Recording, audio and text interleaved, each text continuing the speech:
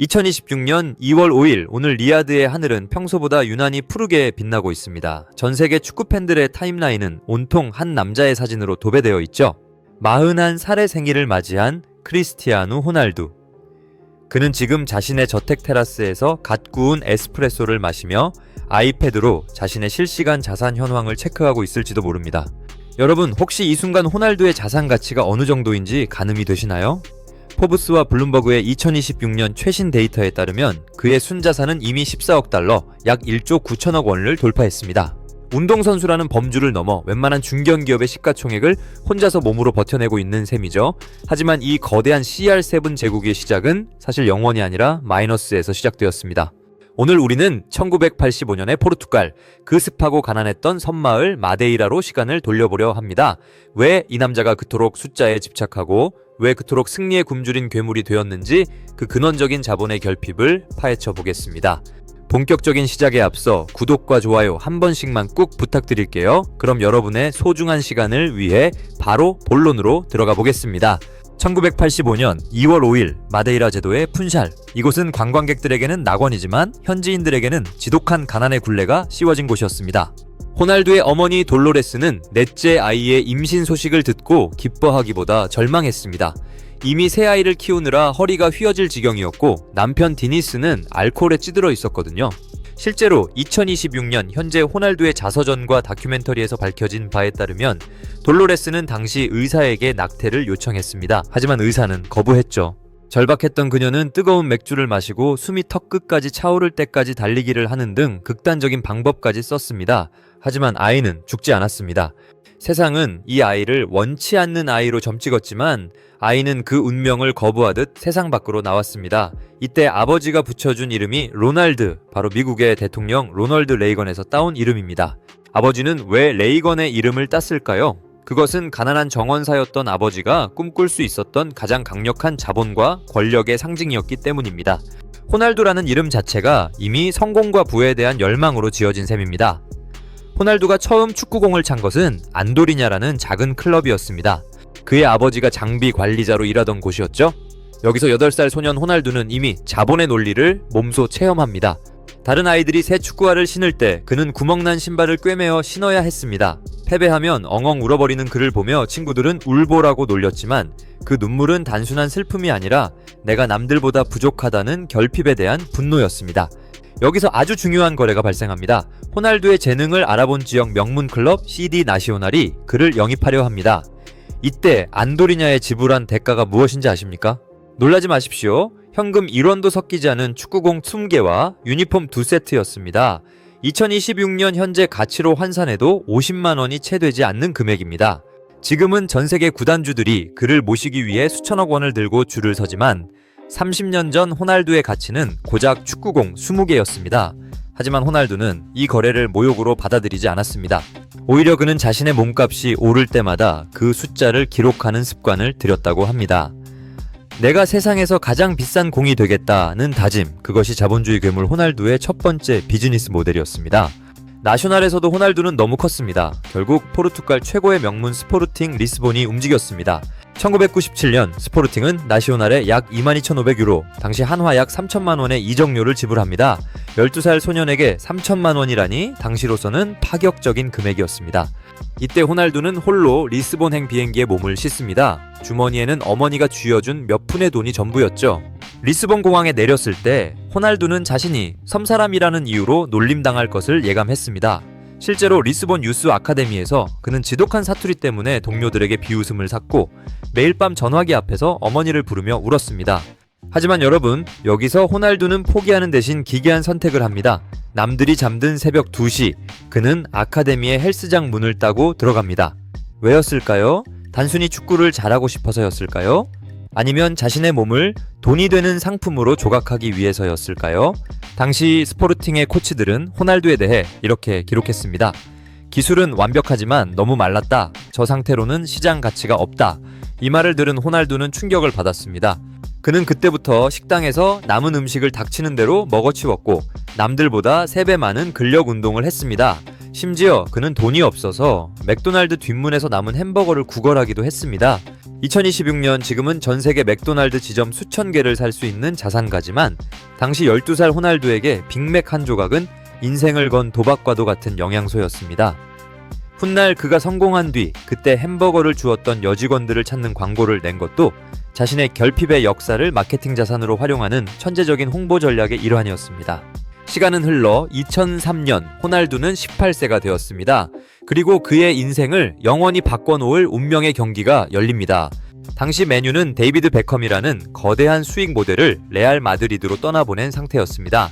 퍼거슨 감독은 베컴을 대신해 전 세계 유니폼 시장을 장악할 새로운 얼굴이 절실했죠. 경기 시작 전 퍼거슨의 눈에 들어온 것은 화려한 금발 브릿지를 넣고 화려한 발재간을 부리는 마른 소년이었습니다. 경기가 시작되자마자 호날두는 맨유의 수비진을 초토화했습니다. 특히 베테랑 수비수 존 오션은 경기 도중 현기증을 느껴 의료진을 호출했을 정도였습니다. 경기 종료 후 맨유의 주축 선수들이었던 리오 퍼디난드와 폴 스콜스는 퍼거슨에게 달려가 외쳤습니다. 감독님, 저 녀석을 사지 않으면 우리는 이 비행기 안 탑니다. 퍼거슨은 즉석에서 스포르팅 회장과 협상 테이블에 앉았습니다.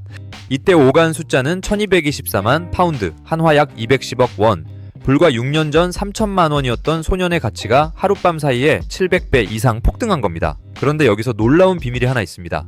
맨유가 지불한 1224만 파운드는 사실 호날두의 실력 값만이 아니었습니다. 퍼거슨은 이미 호날두의 얼굴에서 수조 원대의 브랜드 가치를 읽어냈던 겁니다. 호날두가 맨체스터에 도착하자마자 퍼거슨이 건넨 물건, 그것은 무엇이었을까요? 그것은 바로 베컴의 상징이었던 등번호 7번이었습니다. 호날두는 처음에 거절했습니다. 나는 스포르팅에서 달던 유심의 8번을 달고 싶습니다. 하지만 퍼거슨은 단호했죠. 아니, 너는 7번을 달고 맨유의 상품 가치를 수호해야 한다. 이것이 바로 CR7이라는 인류 역사상 가장 강력한 스포츠 브랜드가 탄생하는 순간이었습니다. 이제 18살 소년은 더 이상 햄버거를 구걸하던 가난한 이민자가 아니었습니다. 그는 영국 자본주의의 심장부로 침투하는 가장 치명적인 금융상품이 된 것입니다. 2003년 8월 1224만 파운드라는 거금을 들여 맨유에 입단한 18세의 호날두. 하지만 당시 맨체스터 현지의 반응은 차가웠습니다. 너무 말랐다. 서커스 고개사 같다. 베컴의 7번을 달기엔 무게감이 없다는 비판이 쏟아졌죠. 하지만 호날두는 이 비판을 들으며 속으로 계산기를 두드리고 있었습니다. 그는 알고 있었거든요. 프리미어리그라는 거대 자본의 전쟁터에서 살아남기 위해선 실력만큼이나 압도적인 신체적 가치가 필요하다는 것을요. 호날두의 맨유 첫 주급은 35,000파운드, 한화로 약 6,500만 원 수준이었습니다. 18세 소년에게는 꿈같은 돈이었지만 그는 이 돈을 허투루 쓰지 않았습니다. 당시 맨유 동료들의 증언에 따르면 호날두는 첫 월급을 받자마자 가장 먼저 개인 요리사와 개인 트레이너를 고용했습니다. 이것은 단순한 사치가 아니었습니다. 자신의 몸을 하나의 수익형 자산으로 개조하기 위한 초기 투자였죠. 그는 매일 팀 훈련이 끝난 뒤에도 모래주머니를 차고 드리블 연습을 했고 집 지하에 산소 탱크를 설치해 회복 속도를 높였습니다. 그 결과 2003년 입단 당시 70kg대였던 호리호리한 체구는 3년 만에 80kg 중반의 완벽한 근육질로 변모합니다. 자본주의의 시각에서 이 근육은 무엇을 의미할까요? 바로 광고 단가의 상승입니다. 나이키는 2000년대 중반 호날두의 신체 변화를 목격하자마자 그에게 억만장자들만 가능하다는 종신 계약의 기초를 제안합니다. 경기장 안에서의 골은 맨유의 승리를 가져왔지만 경기장 밖에서의 근육은 호날두 개인의 브랜드 가치를 무한대로 확장시켰습니다. 2006년 독일 월드컵 당시 호날두는 팀 동료였던 웨인 루니와의 마찰로 영국 전체의 공공의 적이 되었습니다. 주가는 폭락했고 이적설이 파다했죠. 하지만 호날두는 이 위기를 역으로 이용해 연봉 협상의 우위를 점합니다. 레알 마드리드와 바르셀로나가 그에게 관심을 보인다는 소문을 흘리며 맨유 보드진을 압박했고 결국 2007년 4월 그는 당시 프리미어리그 최고 수준인 주급 12만 파운드의 5년 재계약을 따냅니다. 입단 4년 만에 연봉이 약 400% 인상된 것입니다. 이때부터 호날두는 단순한 유망주가 아니라 구단의 재무 구조를 흔들 수 있는 헤비급 플레이어로 등극합니다. 그런데 여러분, 이 재계약서 구석에는 아주 은밀한 조항이 하나 숨겨져 있었습니다.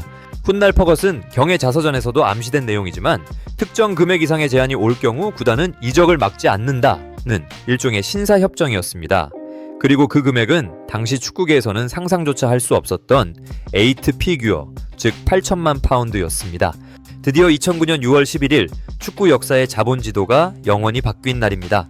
맨체스터 유나이티드는 공식 성명을 통해 호날두의 레알 마드리드 이적을 발표합니다. 이적료는 8천만 파운드, 당시 세계 최고 기록이었던 지단의 이적료를 가볍게 경신한 수치였습니다. 당시 레알 마드리드의 플로렌티노 페레즈 회장은 갈라티코 2.0이라는 프로젝트를 추진 중이었습니다. 카카, 벤제마를 영입했지만 활용 점정은 단연 호날두였죠. 그런데 왜 하필 8천만 파운드였을까요? 레알 마드리드의 내부 문건에 따르면 그들은 호날두가 가져올 향후 5년간의 유니폼 판매량, 아시아 북미 투어 수익, 스폰서십 단가 상승폭을 계산했을 때 8천만 파운드는 오히려 저평가된 금액이라고 결론 내렸습니다. 실제로 입단식 당일 산티아고 베르나브에 모인 8,000명의 인파는 입장료만으로도 구단에 수십억 원의 수익을 안겨줬습니다. 더 소름 돋는 것은 유니폼 판매입니다. 입단 첫날 마드리드 시내의 공식 스토어에서만 시간당 2,000장의 호날두 유니폼이 팔려나갔습니다. 장당 10만원씩만 잡아도 하루에 20억 원입니다. 이적료 1,600억 원 중 10% 이상이 불과 일주일 만에 회수되기 시작한 겁니다. 레알 마드리드 계약의 핵심은 주급이 아니었습니다. 바로 초상권이었습니다. 전통적으로 레알 마드리드는 모든 선수의 초상권 수익을 구단과 선수가 50멈 50으로 나누는 원칙을 고수했습니다. 하지만 호날두는 이 원칙을 깨부수려 했습니다. 내 얼굴로 벌어들이는 돈의 절반을 왜 구단이 가져가야 하느냐? 호날두의 에이전트 조르제 멘데스는 이 협상에서 피를 말리는 기싸움을 벌였고 결국 호날두는 이례적으로 50% 이상의 초상권 수익을 챙기는 특권을 얻어냅니다. 2026년 현재 스포츠 비즈니스 모델의 표준이 된 선수 중심의 초상권 구조가 이때 확립된 것입니다.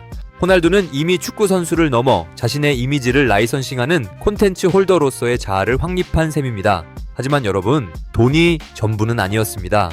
아니, 정확히 말하면 돈 때문에 호날두는 레알 마드리드에서 생애 가장 큰 위기를 맞이합니다. 2013년 그는 전세계 기자들 앞에서 나는 슬프다 라는 희대의 망건을 내뱉습니다. 사람들은 그가 챔피언스리그 탈락 때문에 우는 줄 알았지만 그 눈물 뒤에는 스페인 국세청과 페레즈 회장의 목을 조르는 치밀한 연봉 인상 시나리오가 있었습니다. 2012년과 2013년 사이 호날두는 스페인에서의 생활에 불만을 표출하기 시작합니다. 표면적인 이유는 구단의 지지가 부족하다는 것이었지만 내부적인 이유는 세율의 변화였습니다. 스페인은 2000년대 초반 해외 우수 인력 유치를 위해 고소득 외국인의 세율을 24%로 고정해주는 베컴법을 시행했습니다. 하지만 경제 위기가 닥치자 스페인 정부는 이 혜택을 폐지하고 최고 세율을 52%까지 올렸습니다. 자, 여기서 계산기를 두드려 봅시다. 호날두가 세후 1,000만 유로를 받기 위해 구단은 예전엔 1,300만 유로만 쓰면 됐지만 이제는 2,000만 유로 이상을 써야 했습니다. 호날두는 자신의 실수령액이 줄어드는 것을 참을 수 없었습니다. 그는 슬프다는 한마디로 레알 마드리드 주가와 팬심을 흔들었고 결국 페레즈 회장은 굴복합니다. 2013년 9월 호날두는 세후 연봉 1,700만 유로, 한화로 약 250억, 원라는 당시 역대 최고 연봉으로 재계약합니다. 3년 뒤인 2016년에는 이를 다시 2,100만 유로, 한화로 약 310억 원까지 끌어올리죠. 호날두의 슬픔은 결국 연간 수백억 원의 추가 수익으로 치유되었습니다. 자본주의 시장에서 감정은 곧 협상의 도구라는 것을 그는 너무나 잘 알고 있었던 겁니다. 레알 마드리드에서 챔피언스리그 3연패라는 정점을 찍은 33살의 호날두, 모두가 그가 마드리드에서 은퇴할 것이라 믿었습니다. 하지만 그는 또다시 짐을 쌉니다. 행선지는 이탈리아의 유벤투스, 이적료는 1억 유로였습니다. 많은 이들이 유벤투스의 전통과 명예를 이야기하지만 스포츠 자본주의 채널의 시각은 다릅니다. 호날두가 이탈리아를 선택한 결정적인 이유는 10만 유로의 기적 때문이었습니다. 당시 이탈리아 정부는 해외에서 발생한 소득에 대해 연간 단돈 10만 유로만 세금으로 내면 나머지는 모두 비과세해주는 파격적인 세법을 신설했습니다. 전 세계 광고 수익으로만 1년에 500억 깰 1,000억 원을 벌어들이는 호날두에게 이탈리아는 합법적인 세금 파라다이스였습니다. 스페인에서 탈세 혐의로 200억 원에 가까운 벌금을 냈던 그에게 이탈리아 이적은 단순한 팀 이동이 아니라 개인 자산 보호를 위한 본사 이전이었던 셈입니다. 호날두 영입 발표 당일 유벤투스의 주가는 이탈리아 증시에서 거래가 중지될 정도로 폭등했습니다. 구단 가치는 단숨에 1조 원을 넘어섰죠. 유벤투스는 호날두를 데려오기 위해 연봉 3,100만 유로를 지불했지만 지프와 아디다스로부터 받아내는 스폰서십 금액은 그 2배 이상으로 뛰었습니다. 호날두라는 이름 자체가 구단의 신용 등급을 올리는 AA급 채권이었던 것입니다. 자, 이제 다시 현재로 돌아와 보겠습니다. 2026년 2월 5일 41살의 호날두는 사우디아라비아 알 나스르에서 연간 2억 8천만 달러, 약 3,800억 원을 벌고 있습니다. 최근 호날두가 개설한 유튜브 채널은 개설 24시간 만에 2천만 명을 돌파했습니다. 2026년 현재 구독자는 이미 1억 5천만 명에 육박하죠. 광고 수익 분석 툴에 따르면 호날두가 영상 하나를 올릴 때마다 발생하는 예상 수익은 약 15억 원입니다. 그는 이제 축구 경기 90분보다 자신의 일상을 담은 10분짜리 영상에서 더 높은 시급을 창출합니다. 사우디 리그에서 뛰는 것은 이제 그의 본업이라기보다 자신의 거대 미디어 제국을 유지하기 위한 콘텐츠 소스에 가깝습니다. 호날두가 사우디에서 받는 2,800억 원의 연봉에는 대사 활동비가 포함되어 있습니다. 2034년 사우디 월드컵 개최를 확정짓기 위해 사우디 왕가는 호날두의 입을 빌려 사우디는 축구의 미래라는 메시지를 전 세계에 전파하고 있습니다. 이것은 스포츠 역사상 가장 비싼 로비 활동이자 마케팅 캠페인입니다. 호날두는 이제 선수가 아니라 한 국가의 미래를 설계하는 국가급 로비스트의 역할까지 수행하고 있는 것이죠.